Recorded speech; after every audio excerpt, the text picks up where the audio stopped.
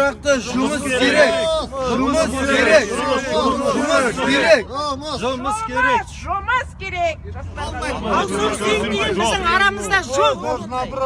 Бізде тек қана өзен инвест деген бар. Болды, өзен инвестке беріп отыр.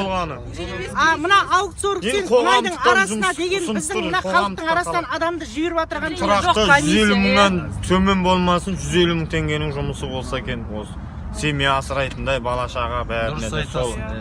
Нұрсұлтан Әбішұлы Назарбаев. Міне осы көріп отырған болсаңыз, халықтың атынан үндеу жолдаймыз. Қазақстан Жаңаөзен қаласының жастары жұмыссыз жүр. Құрметті президент мырза, мынаны көріп отырған болсаңыз, мына халықтың үндеуін қабыл етіп, халықтың үндеуін көріп отырып, Жаңаөзен қаласына жағдай жасауыңызды сұраймыз. Берген жоқ.